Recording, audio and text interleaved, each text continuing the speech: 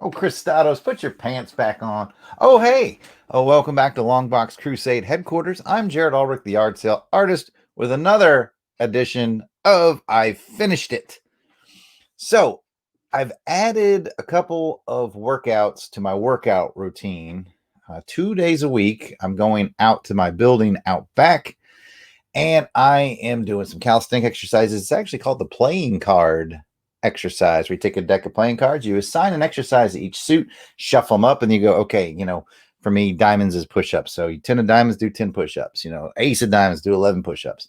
I do hearts as crunches. I did clubs as back pulls, sort of inverted, lay on your tummy and roll your back up for back strength, and squats for spades.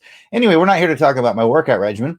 We're here to talk about what I watched while I do it, because each one of those takes about 30 minutes. So I pop in, because you guys know at my building, it's 80s style, right? I've got the tube TV and the VCR, so I pop in a VHS tape to have playing, and I kind of watch it while I'm doing the exercise, just to keep me distracted from the pain and the misery of the exercise. And I just finished, after 4 workout sessions, because this is about a 2-hour movie, Batman Forever on VHS. Now, the first thing that astute viewers will probably notice is that it's not an 80s movie. There are certain movies that I will allow in my collection that creep into the 90s because they have significance to me, and this is one of them. This came out my senior year, the tail end of my senior year of high school. It was all the rage. Everyone was very excited about Batman Forever. It was one of those movies where I went to the theater to see it. I'd gotten in line probably 3 hours before the theater opened up. I think I was literally the first person in line to see it. The theater ended up being completely packed. It was one of those ones where the manager has to come in and tell everybody, please scooch towards the middle. We need to make more seat space. And it was a packed theater, and when the Batman Forever came on the screen, the crowd cheered and everyone clapped at the end, which is funny because now it's sort of very in vogue to make fun of the Schumacher Batman films. I think Batman Forever catches a little bit of unnecessary grief because Schumacher did this one and Batman and Robin.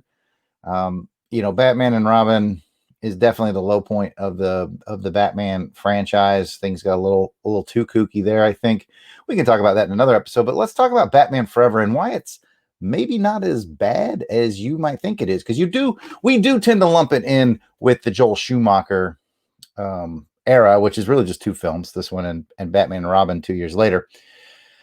This one I actually find to be quite entertaining. I think this is a good and fun film.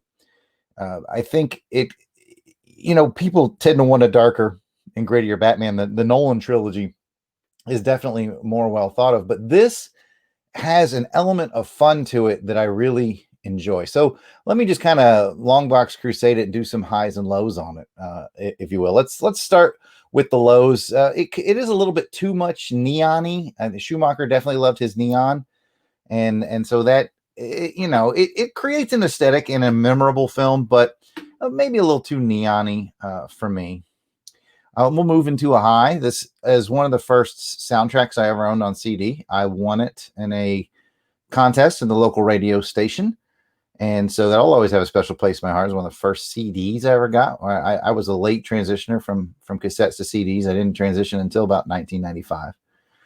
So this was one of my very first CDs, and it's a really good soundtrack, by the way.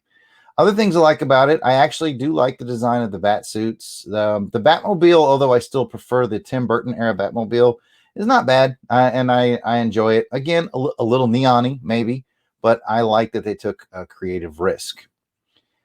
I guess another low point is it's got that sort of jumbly camera, not necessarily shaky cam, but just weirdly edited for the fight scenes. So the fight scenes are, exciting and there's a lot of motion, but they're hard to follow. And I much prefer films that have fight scenes that are easier to follow. I think a good fight choreographer makes all the difference. I'll reference the Ben Affleck Batman fight scene where he fights all those goons in Batman versus Superman when he goes to rescue Clark's mom. Wow, that's an amazing fight. Really well choreographed, easy to follow. In the Schumachers, they rely a little bit more on editing tricks. And, I've never been big on those. But Some more highs for this film. I think Jim Carrey's a really good Riddler. He's very entertaining, maybe a little over the top.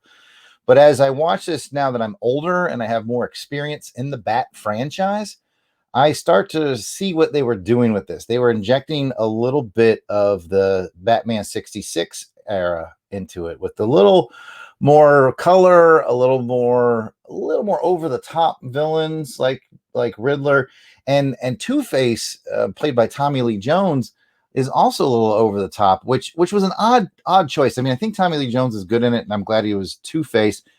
But I do feel like maybe the writers and the directors, like somehow people kind of missed, I think, the mark on Two-Face. So that is, I think, a low of the film. Although I think Tommy Lee Jones is good and the aesthetic is good. I just think that the choice of performance, they made him more Joker-esque. And meanwhile, you've got Jim Carrey being very silly. And so Tommy Lee Jones's silly Two-Face kind of gets lost in the shuffle a little bit. And I don't think he needs to be that way. I think he would have been better off playing it a little bit more straight, especially off of Jim Carrey's over the top. Of course, you've got Nicole Kidman as Dr. Chase Meridian, and she's fine and services the story just fine. And then, of course, this is the first appearance of Robin in the movie franchise. Well, since the Adam West film, it did have a Robin, but this has Chris O'Donnell as Robin, and I actually kind of liked his performance. A good standout moments for me are when his parents die at the circus. That's actually played really well. I still, get a little emotional when I see it. It's hard to watch. I don't know. I guess I'm just a big softie, but I thought that was well done. I think the Robin costume was incredibly good. I mean, let's be honest. The traditional Robin costume, like from the 66, it wouldn't really translate very well into a more modern, this is 95, but it wouldn't have fit well into that realm. But I think the costume design for Robin was really, really good. And there are a couple of things that I really like about this movie. I'm a big fan at the end when he has to save both Robin and Chase in that free fall. And the free fall scene itself is really cool to see Batman doing that sort of Batman thing, saving two people in a free fall, which, debate the physics if we want to, but it was still fun to see. And what really takes it to the next level is the score behind it is really good. Is this a Jerry Goldsmith score? Let's see if I can figure it out on the back. Oh my goodness. Well, I'm not seeing it. I want to say it's a Jerry Goldsmith, but I've been wrong before. Yeah, I'm not seeing them credit the music on the back, but regardless, whoever did it, I think it's Jerry Goldsmith. Pretty good little theme, pretty good memorable themes in this movie, and real good at that moment. So, there are things in the movie that don't make a lot of sense. One thing that always bugs me is when Batman's being chased by the Two-Face in the Batmobile, and he shoots this hook out of the front up to the roofs, and he starts boom, and he hits the side of the building, starts driving straight up the side of the building to escape. And while that's kind of cool and clever in the moment, it's like nobody ever thought through, okay, well, what happens once he reaches the top of his rope? He's just kind of basically dangling from a building, just hanging out. Not sure what comes next there. So, well, it was kind of cool to see in the moment. It was like, if you think about it, you're like, well, I guess he's just hanging there for the rest of the evening. Now does he get the car back down? Does Two-Face just wait down there until Batman gets bored of hanging on the side of the building? I don't know. But anyways, it's just that's small picadillos. I think overall the visual of it, I think it was decently well written. I actually kind of like the story. And I may be a homer for it because it did come out, senior year of high school, and I was totally amped for it. And then personal story later on, I ended up being hospitalized with a problem that dang near killed me. Actually, in 2000, I had to have very emergency room surgery done, and it was very difficult and very, very traumatic.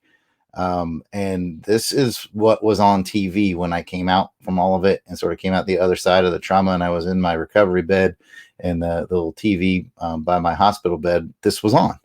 And I found it just completely comforting after a very harrowing and traumatic experience. So it has this comfort level for me now that I'll just never forget. So that's that could have something to do with it. But I think overall, I think this one deserves a little more love than it gets. I think it gets lumped in with the Batman and Robin one, which is not great, to be honest with you. But hey, that's just my opinion. I think Batman Forever is actually a good movie, and I enjoy watching it. Maybe you don't agree, but I finished it. Thanks for stopping by, and thank you for being Crusaders Club members. We truly appreciate your support. Spread the word about the Crusaders Club if you would. We'd love to grow it, and not just even from a financials point of view. I mean, really, we honestly, folks, we do put the money back into the show. We use it to send you stuff, to buy stuff to send to you guys, and the occasional equipment upgrade. That's what we use it for. What we really want to grow is the family around it. We have so much fun with you guys. So, recommend us to a friend if you don't mind. And thanks for watching, and thanks for being a Crusaders Club member. Batman Forever on VHS. Not so bad. And I'm going to act frozen.